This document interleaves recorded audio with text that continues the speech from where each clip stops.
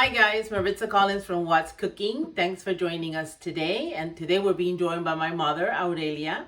You know, many of you probably have your turkey. Hopefully you have it and it's thoroughly defrosted. And you're thinking, well, what am I going to do this year to make sure that it's juicy? Well, we're enlisted the help of my mom, and she's going to show us what she does to ensure a juicy turkey.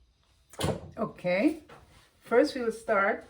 For this size turkey, we need a gallon of water. That's 16 cups. And to that, first you'll put 4 cups of water to heat.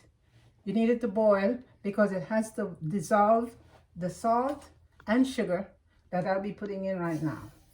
All right, so the size bird that we have is a 12-pounder. All right. Okay, sorry. We need the sugar and salt to dissolve. If it doesn't dissolve, what would happen is that you would sink to the bottom, and then whatever is resting on the bottom of in your pan, the turkey, would probably be extremely salty. So we'll dissolve the sugar and salt. Just keep stirring it.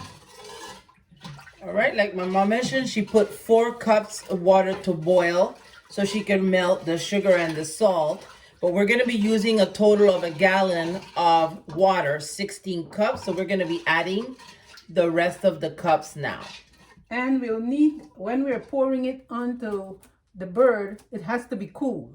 So what I'll do, I'll use cold water to cool it down faster so that we can show you the full process. Also, what happened before you joined us is that my mom thoroughly cleaned the turkey. She washed it out. She used lemon and everything and cleaned it out. Put it in one of these baking bags and to make it easy for it to brine. And now we're working on the brine liquid. Okay, are we ready? We're going to be incorporating, we're going to incorporate the other items we made. And I put Worcestershire sauce. I did 4 tablespoons of Worcestershire sauce. 6 cloves of smashed garlic,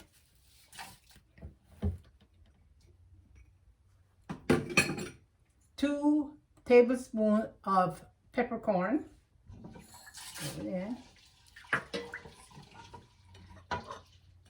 2 sprigs of rosemary, and 3 sprigs of thyme.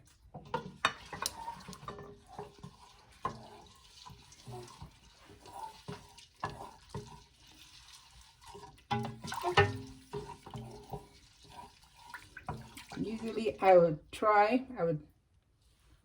test for the saltiness of the water, because since we're going to be adding more water to this, we don't need it to be under salty, but we don't want to over salt it either, because then your bird definitely would be a little too salty when you're ready to bake it.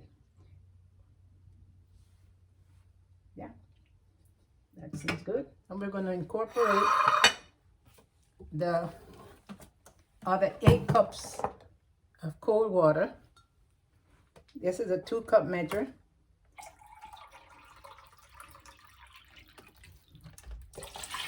One.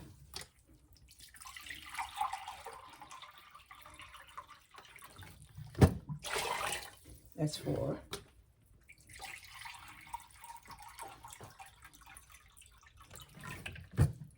6.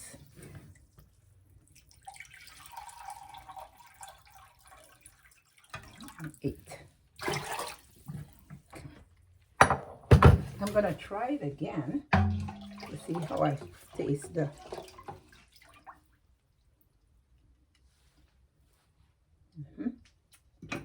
That's good. Okay. What we'll do now, you're gonna pour the mixture into the bag onto the bird,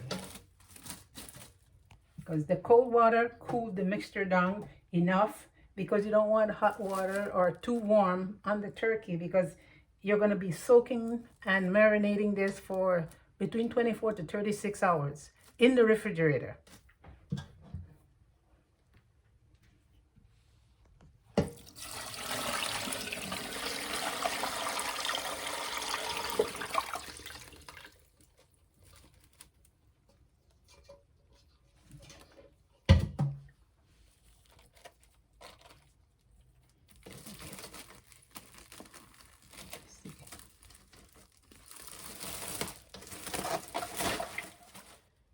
All right, so now what we've done, we poured all our liquids in there, all of the herbs, everything else. Now we close up the bag.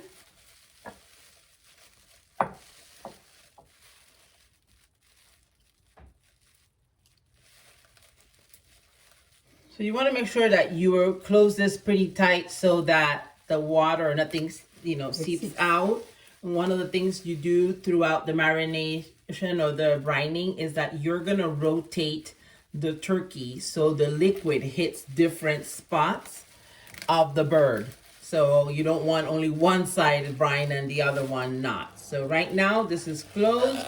We are going to put this full bag in the refrigerator for 24 to 36 hours so that we are able, so it comes out really, really juicy. So what we do afterwards, I'm gonna move over here so you see me, is Mom, so what do you do once we're done with the brining? So 24, 36 hours just went by, you're done. Well, first of all, you rotate it throughout the process. So how often? You can do it maybe in a 24-hour process. You can do every 5-6 hours. Okay, so you rotate the bird. Now we're done. You pull it out, and then what's the process then? When you pull it out, you throw off the brine and rinse the bird. You rinse off the everything that you put on the bird. You rinse them off, dry it, pat it dry, and then get it towards, prepare your roasting pan where you're going to fix it. At that time, you would, if you're going to be doing a dress stuffing in it, you would have to have your stuffing or dressing prepared. And what you can do after that, you don't have to put more salt on the bird, but you could put paprika, you put butter, anything to give the bird that nice color when it's baked. So you can put a little of your spices on the top, maybe sprinkle black pepper, paprika, cumin, and things that you use definitely when you're making a turkey or a chicken. And you'll season up outside of the bird. But the meat of the bird is already nicely flavored with the brine. Okay. All right. So now we bake it. Do you bake it covered or uncovered? Well, they recommend leaving it uncovered. And if it gets too brown, if you find that it's browning too fast and the bird doesn't seem to be fully cooked, because for doneness for the bird, you can do the thermometer that most of these birds already come with it. So it would pop up when it's ready. But you can cover it a little. If it gets too brown before you think the bird is ready, you can just tent foil on top of it. All right. Great. So, and the time for baking, you check the bag, because the bag that the bird comes into would tell you how much time you need for the size bird that you have. Yeah, so you bake according to the weight. Yeah. All right, thank you so much. Hopefully this helps you guys for Thanksgiving on any occasion that you'll be making a full turkey. And enjoy and tune in and see what's cooking. Thanks, Mom. You're welcome. Bye, everybody. Bye.